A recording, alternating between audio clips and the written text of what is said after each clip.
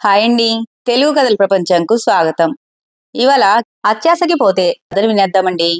ధర్మవరంలో కేశవయ్య అనే వ్యాపారి ఉండేవాడు.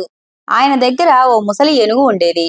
ఆ ఊర్లో పెళ్లిళ్ళు, తిరునాళ్లు జరిగినప్పుడు ఊరేగింపుల కోసం దాన్ని అద్దెకిస్తూ ఉండేవాడు. ఓసారి సోమయ్య అనే రైతు తన కొడుకు పెళ్లి కోసం ఏనుగుని అద్దెకు తీసుకున్నాడు. ఊరేగింపంతా బాగానే జరిగింది, కానీ ఆ తర్వాతే ఏనుగుకి సుస్థి చేసింది. చూస్తూ ఉండగానే కుప్పకూలి చచ్చిపోయింది.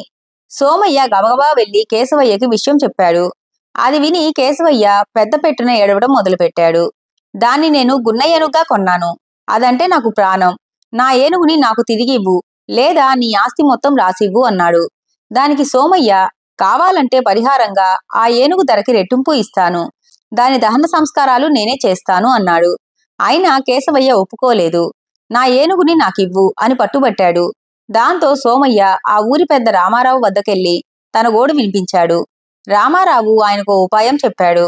తర్వాతి రోజు కేశవయ్యని పిలిపించాడు. మీ వ్యాజ్యం ఇక్కడ తెగదు. నువ్వెళ్ళి సోమయ్యని పిలుచుకురా. ముగ్గురం న్యాయస్థానానికి వెళ్దాం అన్నాడు. కేశవయ్య సోమయ్య ఇంటికి వెళ్తే గుమ్మం తలుపు ఓరగా మూసి ఉంది. సోమయ్య అని పిలుస్తూ తలుపుని నెట్టగానే దాని వెనుకున్న కుండల దొంతర ఒకటి దబ్బున కిందపడింది. కుండలన్నీ పెంకులైపోయాయి.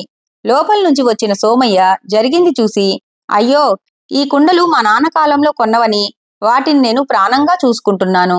కేశవయ్య, నా కుండల్ని ఉన్నవి ఉన్నట్లుగా తెచ్చివ్వు, లేదా ₹1,00,00,000 ఇవ్వు అన్నాడు. కుండలకి ₹1,00,00,000? ఇదెక్కడి న్యాయం అన్నాడు కేశవయ్య.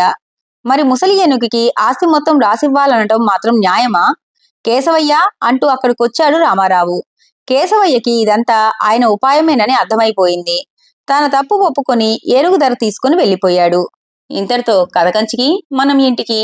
ఈ కథ కనుక మీకు నచ్చినట్లయితే లైక్ చేసి, షేర్ చేసి, కామెంట్ చేసి మన ఛానల్కి సపోర్ట్ చేసేయండి ఫ్రెండ్స్. ఇక ఉంటానండి. By by.